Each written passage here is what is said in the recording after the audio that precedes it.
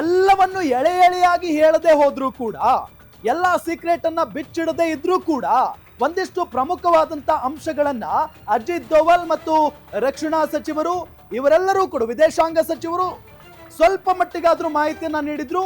ಮತ್ತು ಪಾಕಿಸ್ತಾನವೇ ಉಗ್ರರನ್ನ ಪಾಲನೆ ಪೋಷಣೆ ಮಾಡ್ತಾ ಇರೋ ಅನ್ನೋ ನಿಟ್ಟಿನಲ್ಲಿ ಸಾಕ್ಷ್ಯಾಧಾರಗಳನ್ನು ಸಿದ್ಧಪಡಿಸಿ ಎಲ್ಲ ದೇಶಗಳಿಗೂ ಕೂಡ ರವಾನೆ ಮಾಡಲಾಗಿತ್ತು ಮತ್ತು ಸಾಕ್ಷಿಯನ್ನ ತೋರಿಸಿತ್ತು ಭಾರತ. ಮೋದಿಗೆ ಕ್ಷಣ ಕ್ಷಣದ ರಿಪೋರ್ಟ್ ಅನ್ನ ಕೂಡ ಕೊಡ್ತಾ ಇದ್ರು. ಪ್ರತಿಯೊಬ್ಬರ ಮಾತುಕತೆಯ ನಂತರ ವಿದೇಶಿ ಅಧಿಕಾರಿಗಳ ಜೊತೆಗೆ, ವಿದೇಶಿ ಸರ್ಕಾರಗಳ ಜೊತೆಗೆ ಮಾತುಕತೆ ನಡೆಸಿದ ನಂತರ ಪ್ರಧಾನಿ ನರೇಂದ್ರ ಮೋದಿ ಅವರ ಗಮನಕ್ಕೆ ಈ ಎಲ್ಲ ವಿಚಾರ ಬರ್ತಾ ಇತ್ತು.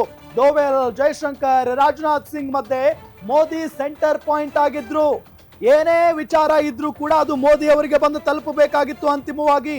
ಅತ್ತ ಸೇನೆ, ಇತ್ತ ಸಚಿವಾಲಯದ ಮಧ್ಯೆ ಮೋದಿ 1 ಪಾಯಿಂಟ್ ಕನೆಕ್ಷನ್ ಆಗಿರ್ತಾರೆ. ಸೇನೆ ಮತ್ತು ಸಚಿವಾಲಯದ ಮಧ್ಯೆ ಅಗತ್ಯ ಎನಿಸಿದ ರಾಷ್ಟ್ರಗಳ ಜೊತೆಗೆ ಮತ್ತೆ ಮಾತುಕತೆಗೆ ಸೂಚನೆಯನ್ನ ಕೊಟ್ಟಿದ್ರು ನರೇಂದ್ರ ಮೋದಿ ಅವರು.